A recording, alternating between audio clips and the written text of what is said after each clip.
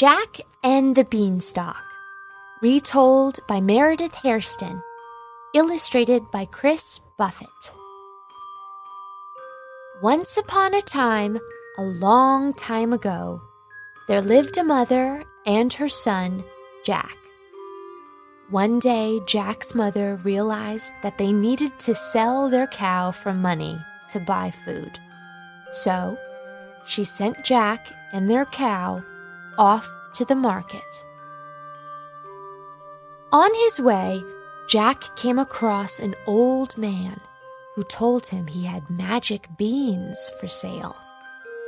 Jack asked the man, "What makes your beans magical?" The old man told him that if he planted the seeds, they would bring him great fortune. So, Jack, although Jack knew he was to sell the cow for money, he instead traded the cow for the magical beans and made his way back home. When he returned, he told his mother about the old man and the magical beans. Jack's mother was not happy.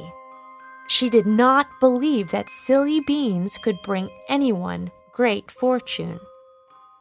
Jack felt bad because his mother was unhappy, but he still believed the beans would grow him the money they needed.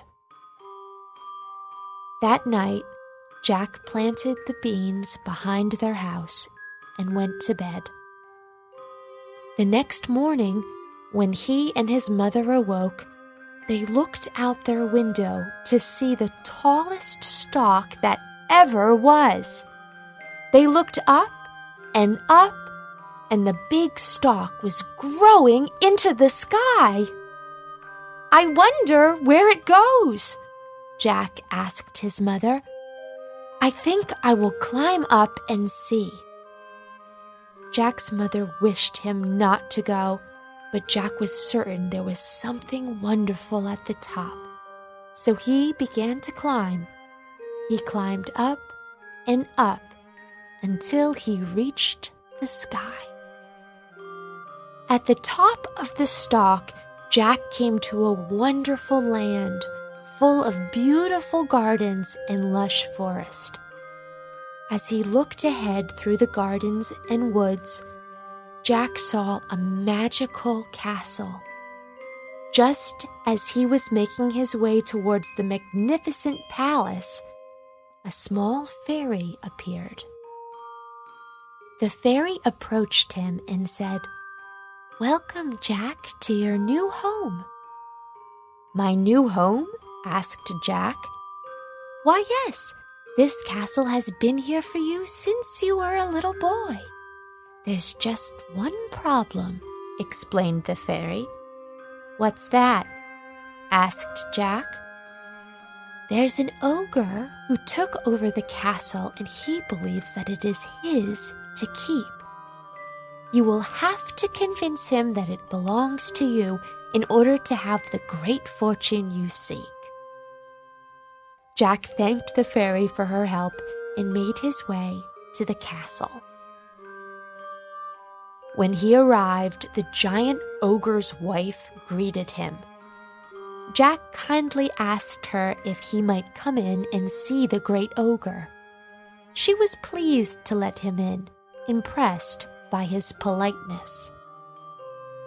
Jack spied the giant through a crack in the living room door, and what he saw amazed him. The ogre had a hen that laid golden eggs, bags and bags of beautiful coins, and a harp that made sweet songs when he told it to play. Jack knew that it would not be easy to persuade the giant ogre to leave this great fortune, so he had to think of a plan.